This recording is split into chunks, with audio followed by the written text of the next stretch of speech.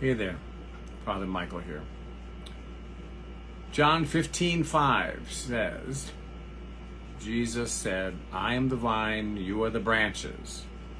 Those who abide in me and I in them bear much fruit, because apart from me you can do nothing. We are rapidly coming to the end of another growing season, and it's the first one in my new house. And I got a little crazy with the planting and such, so I have a lot of yard cleanup to accomplish before winter. I've got also a box full of hundreds of tulip bulbs and daffodil bulbs, and I've got some daylilies I still need to transplant, and some iris, and all kinds of stuff. And I still have 4 raised bed gardens that were very productive for me this year. So today, it was supposed to rain, but it did not. And so, partly to get my mind off of my worries about my son, I decided to begin clearing out the raised bed gardens. So I picked the last of the wax beans and the squash, and I decided to just pull up the remaining squash vines because there really wasn't anything else happening there. And they were huge. You know, the beds are 3 feet tall, and these were another 3 feet tall. So they were huge, and they were hanging over the edges of the raised beds on all sides. And so as I am pulling them up and tossing the vines onto the compost heap, I realized that there, growing in the tall shade of these squash plants, were 4 pepper plants that I had planted way back in May that I had completely forgotten about. And one of them was so heavy with green peppers that it too had fallen over the side of the raised bed, and it was just hanging there, full of green peppers, big ones, waiting to be picked. I'd spent a lot of time putting those raised beds together. I ordered them online, of course, because that's what we do. And so I had soil delivered, and I threw in some mulch, and I spent some planning time deciding what seeds I was going to plant. And I fertilized regularly, and like I said, I mulched and planted my stuff, and I weeded, and I watered almost every day. And I had decided to focus on 6 different types of squash for 2 of the beds, because they're easy to grow, and they would also produce a decent harvest for the church food bank.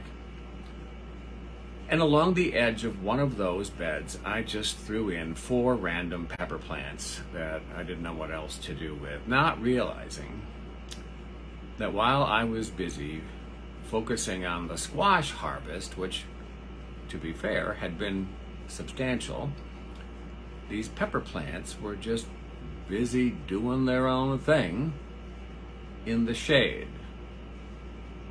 completely invisible. Well,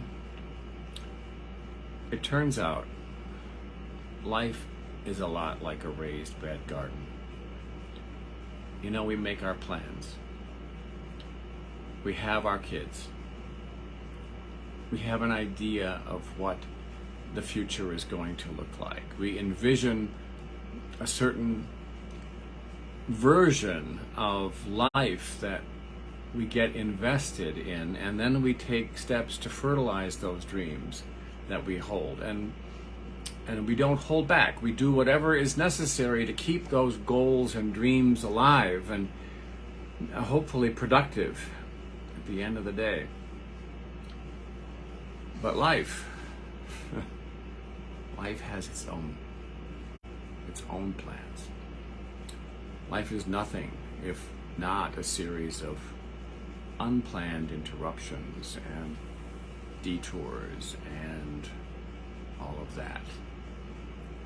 And often then, we find ourselves encountering God, running smack head on into God's abundance in the most unexpected places, in the secretly growing pepper plants.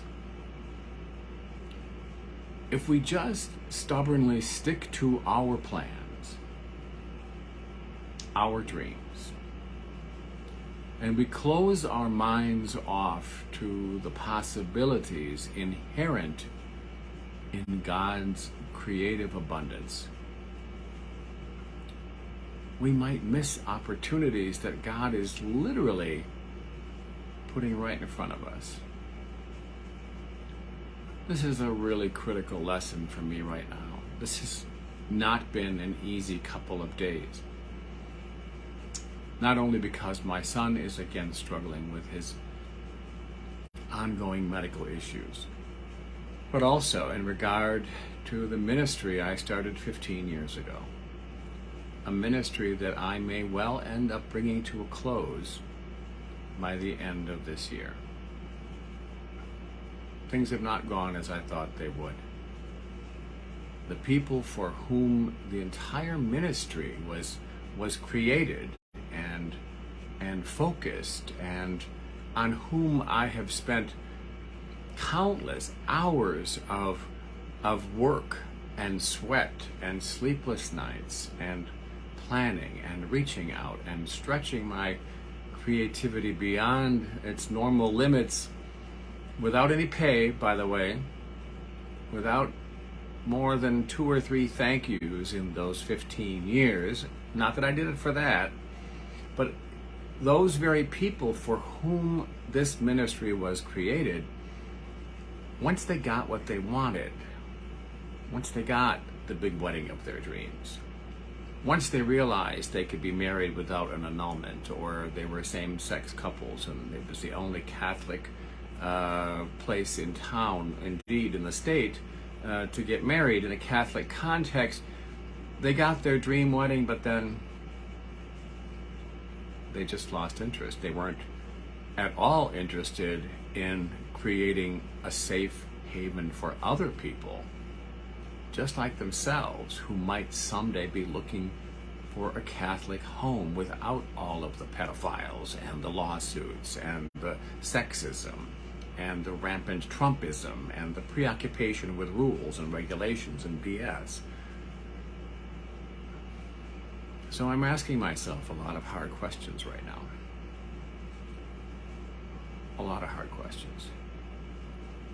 But today's little squash gospel is also tugging at my brain and at my heart, because I have to wonder, what is there that might be growing right now in the shade of my tears and fears surrounding my son's health and future happiness?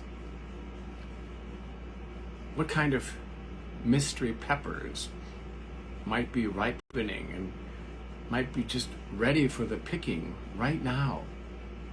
A harvest that is still completely invisible to me because I'm so focused on my original calling and my original understanding of God's plan and my own dreams and my own efforts and focus.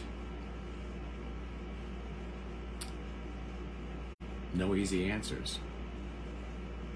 Just some really damn good questions.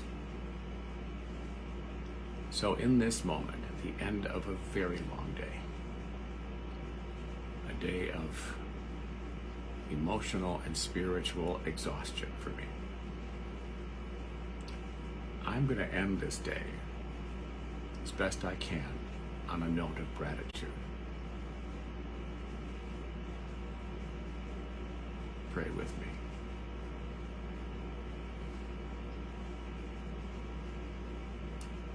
Loving God,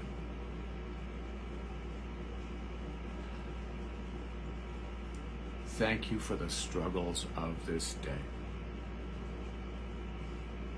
thank you for that small flame of hope that still burns within our hearts, even when we do not know the way forward. Help all of us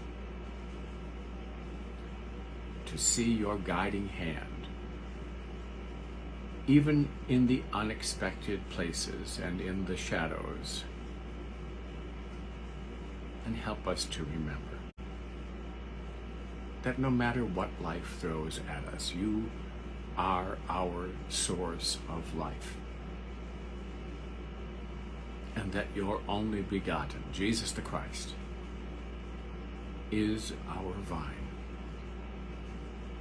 and we are but the branches.